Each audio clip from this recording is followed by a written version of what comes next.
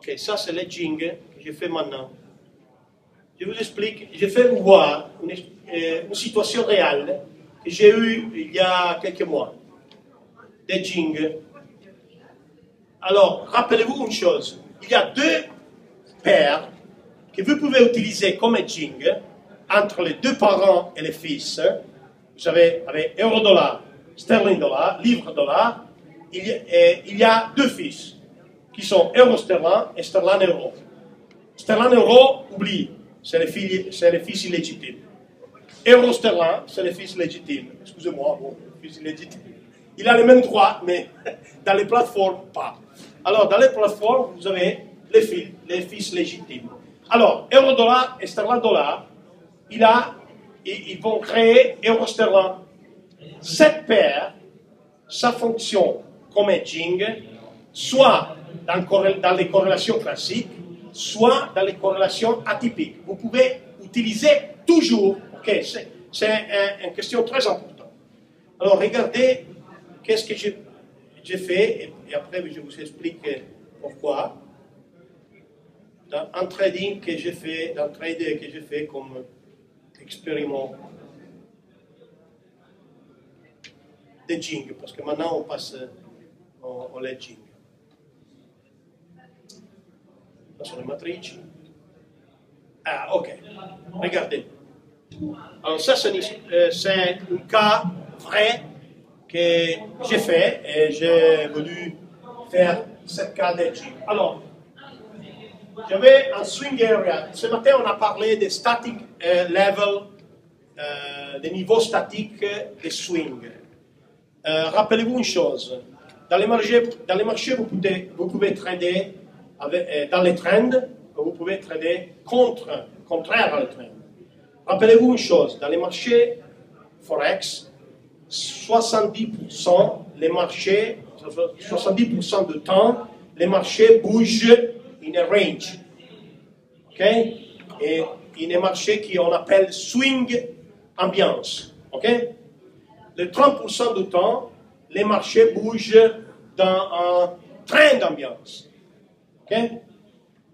Alors, les 70%, les breakouts, c'est-à-dire quand un support ou résistance ils sont brisés, ils sont fausses. OK? Ils sont faux.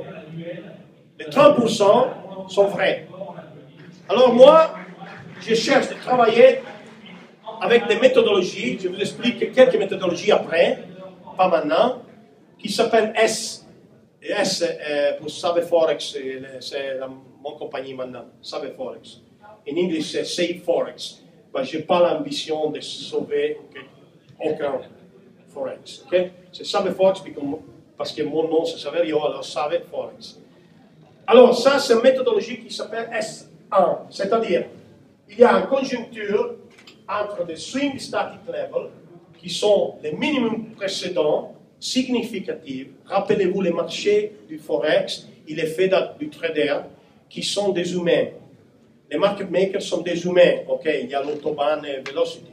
Mais les humains, et surtout les market makers, ils n'ont pas de temps de regarder les charts. Parce qu'ils font trop de trades, ils font 400, 500 trades par jour. Ils n'ont pas de temps de les regarder. Alors, ils se rappellent seulement les minimums précédents et les maximums précédents de la journée avant, ou de 2 heures avant, 3 heures avant. Alors là, dans ce cas, les traders, les prix arrivent à côté de ce niveau, et il sait que ce niveau, il est un bon niveau de support. Il peut briser, mais il peut aussi garder et retourner à la hausse. Okay? Alors, qu'est-ce qui passe? Moi, j'ai une méthodologie qui achète, ça c'est un trend, ça ce sont des corrections du trend. Moi, toujours, j'achète sur les corrections à côté de 7 niveaux avec un stop loss below, au-dessous.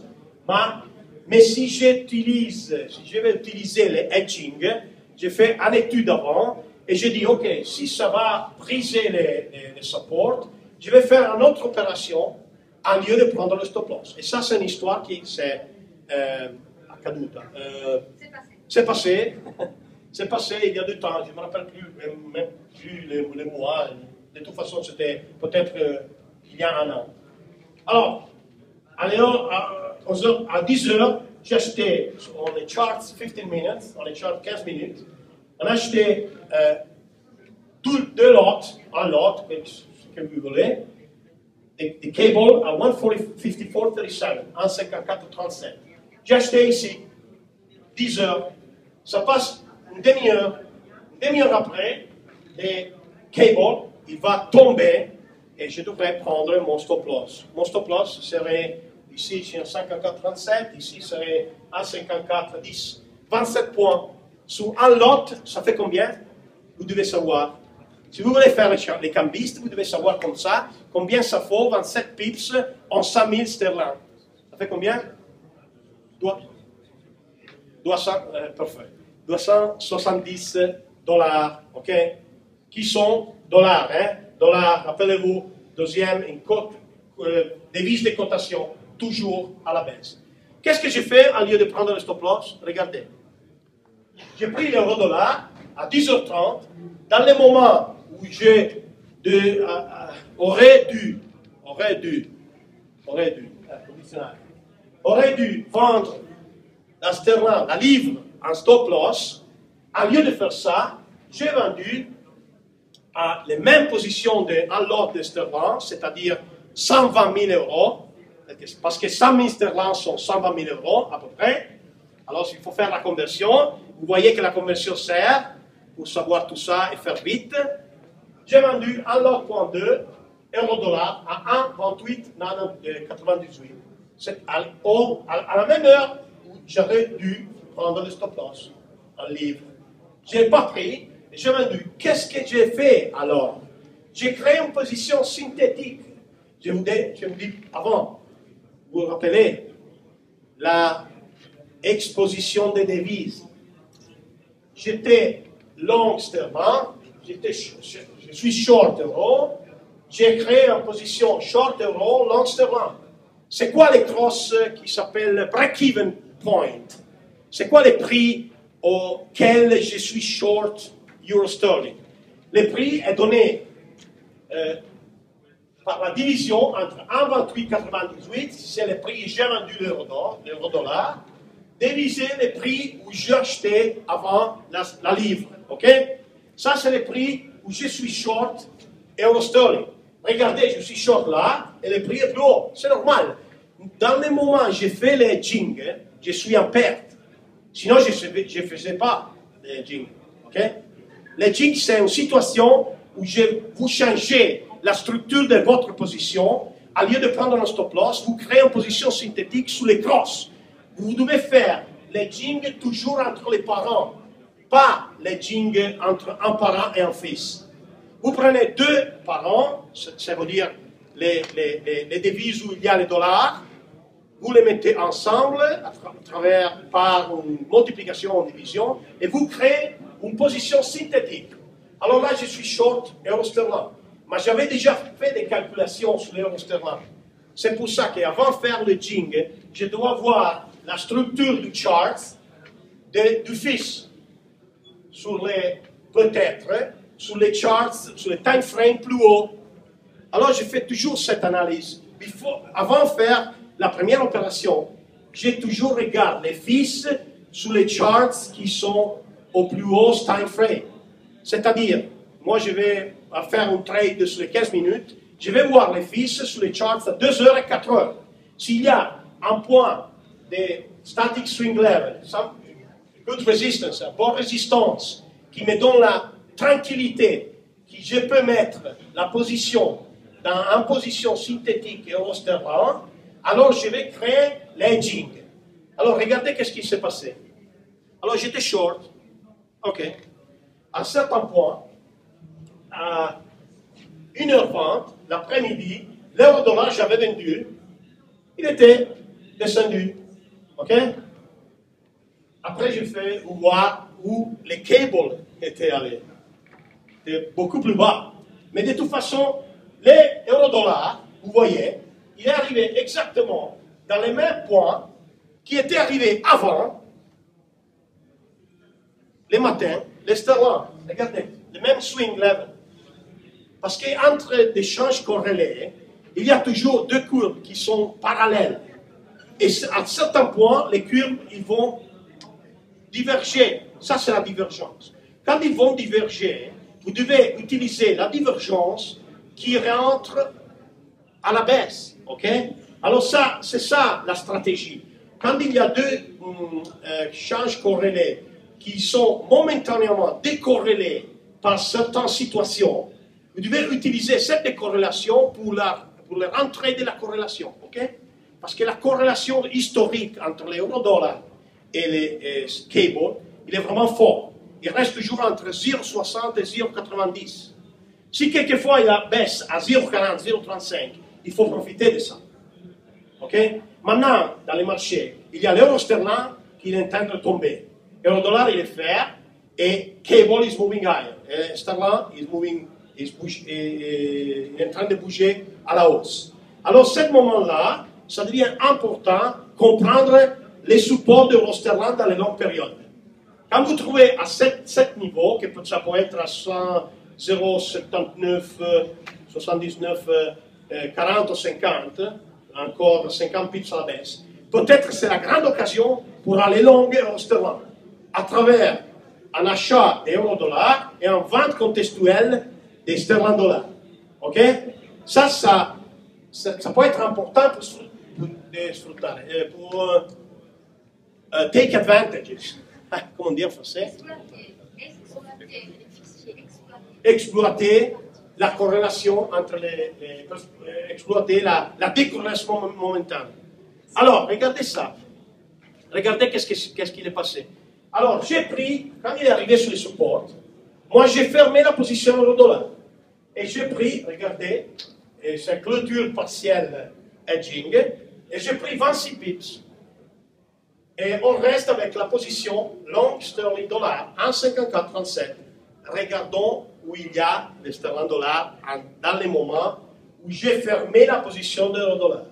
J'ai pris 28 pips, c'est-à-dire en 120 000 euro dollars, 28 pips, ça fait combien? 340 dollars. Ok? À peu près. Alors j'ai pris 340 dollars. Regardez où il est le cable.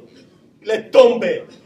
Il est bougé beaucoup plus à la baisse par rapport à les mouvements d'euro-dollar. Alors, j'ai perdu encore plus. Et en fait, j'ai fait la calculation des mark-to-market, ça s'appelle résultat, et c'était, j'ai perdu 77 points sur les cables, et 26 pips, j'avais fait des gagnes, moins 51. Alors, je suis en train de perdre plus que si j'avais fait le stop loss. Ok? Mais le marché n'est pas terminé. Je suis encore là. Et maintenant, je vais voir qu'est-ce que j'ai fait. Alors, toujours dans la journée, l'euro-dollar, il a fait, après j'ai fermé la position, il est retourné à la hausse un petit peu. Si il allait à briser cette support ici, moi, j'ai fermé les yeux et je vendais encore. Ok? C'est un stop loss. Ça, c'est un stop loss. Parce que je vends encore et je vais créer un autre euro sterling en position. Ok? Parce que je dois rester dans l'edge. C'est très important. Si le marché il bouge à la hausse, quand je trouve un point de swing encore, ça c'était des points qui avaient brisé, ils reviennent, ils redeviennent en résistance. Moi je vends et les soirs à 18h, je vais créer la position synthétique parce que je ne vais pas dormir, je ne vais pas passer la nuit avec une position découverte. Et pour moi, la position découverte, c'est une position où je laisse les livres contre dollars, les cables découverts comme ça. Je veux aller à dormir avec une position euro-sterling. Parce qu'euro sterling, la nuit, ça ne bouge pas. Tranquille que l'euro sterling, la nuit, c'est 90% des fois, il reste tranquille. Parce qu'il n'y a pas de nouvelles pour le sterling. 5 minutes encore. Alors là, qu'est-ce que j'ai fait? Regardez. Je vais créer une position euro-sterling à un autre prix. C'était donné par 1,2898, qui c'est le nouveau niveau à lequel j'ai vendu, divisé les premiers prix. Mais j'avais déjà mis à côté, dans ma poche, 28 points. La nouvelle position, c'est une position short. Regardez l'euro sterling. On était là avant. Et l'euro sterling est monté et après il est tombé à nouveau. Regardez la nuit, qu'est-ce qui est passé. J'arrive le matin, regardez. L'euro dollar, j'avais vendu le soir, il est tombé. C'est-à-dire l'euro-dollar était en retard par rapport aux cables, et il a récupéré tous les terrains la nuit. Il a perdu, et il est tombé la nuit. J'arrive le matin, je trouve euro-dollar ici, et regardez l'asternum. L'asternum qui était tombé, après la nuit, il a fait range trading. Alors, le matin, quand j'arrive, j'ai trouvé 98 points sur l'euro-dollar, et j'ai fermé moins 72 pips de paire sur la première position des cables. À la fin, 26 pips, plus 98, minus 72, ça fait 52 pips de profit. Au lieu de prendre un stop loss sur les cables, première position, j'ai travaillé avec les corrélations et la décorrélation des deux courbes, parce que ça, c'est une décorrélation entre deux courbes qui sont normalement parallèles, et tout d'un coup, il devient comme ça. Quand il devient comme ça, vous devez profiter de ça pour rentrer dans les corrélations. Rappelez-vous, ça c'est un mot, c'est une façon de travailler que tous les institutionnels utilisent. Utilisent dans les spread trading in equities. Ils achètent Mercedes, ils vendent Audi. OK? Entre les mêmes. Mais ici, c'est plus facile parce que vous avez la même chose, les dollars. Vous avez le dollar dans la poche droite et vous avez même le dollar contre notre devise dans la poche à gauche. Alors ça, il faut utiliser les différences entre deux devises qui sont parallèles et que tout d'un coup, ils vont diverger. Alors, si vous voulez profiter de cette période, alors, jusqu'au mois de septembre, ça c'est notre cas maintenant, je ne veux pas, je n'ai pas de temps. De toute façon, ça c'est un exemple de hedging. Je ne sais pas. Eric, si tu veux dire quelque chose, parce que... Je ne vais pas vous parler du graphique, mais je vais vous dire simplement que ce matin, on a parlé psychologie, ceux qui attendaient de la technique ont été un peu déçus, mais ce soir, ils s'en servent. Parce que j'ai beau connaître un peu les devises pour être traité depuis un petit moment, je veux dire que là, ça fait travailler le cerveau. Bon, bref, ça veut dire quoi? Ça veut dire que Sadero, c'est quelqu'un qui est un bon professionnel, qui est convaincu de sa méthode, et quand ça va mal, il sait aussi appliquer sa méthode sans se poser de questions, et au final, il a bien géré tout ce qu'il y a à faire. Je sais qu'on est hyper court par le temps. Peut-être que tu veux dire quelque chose, Afina. Moi, je voulais simplement vous dire que chez Perceval, on est en train de réfléchir très sérieusement à un partenariat avec Directa. J'ai utilisé la plateforme ce matin pour faire les duels. Moi, j'ai fait ce que je fais d'habitude, je n'ai pas pris de risque inconsidéré, ça n'a pas joué dans la faveur, je me suis fait éliminer tout de suite. Et je peux vous dire que cette plateforme est vraiment très bien. C'est une vraie plateforme de pro, qu'il faut peut-être un petit peu de temps pour se l'approprier, mais si on va plus loin dans une collaboration, on fera des webinaires éducatifs pour apprendre à s'en servir et pour apprendre réellement tout ce qu'il faut savoir pour se lancer dans le trading sans rentrer sur les marchés comme on rentre dans un casino. Merci. Profite parce qu'on est toujours strict de temps. D'ailleurs, on a des personnages, soit comme Saverio cet après-midi et Eric à midi. C'est difficile de lui couper la parole parce que c'est très intéressant toujours. Mais de toute façon, Directa qui a organisé cette conférence et a invité les deux traders, le fait qu'il est toujours attentif et visé à la formation, ne manquera pas d'organiser un webinaire avec les deux. En ajoutant ça, le fait que ce matin, on a même parlé de confiance et connaissance, je veux seulement rappeler que nous proposons pour le Forex un marché réglementé qui s'appelle LMAX Exchange. Nous avons des représentants ici. S'il y a quelqu'un qui veut lui poser des questions et connaître un peu le marché, parce que, ok, je m'en vais. Ils sont là, 5 minutes. Sinon, pour tout contact, il y a Directa, on est toujours là. Je vous remercie pour la participation. Merci.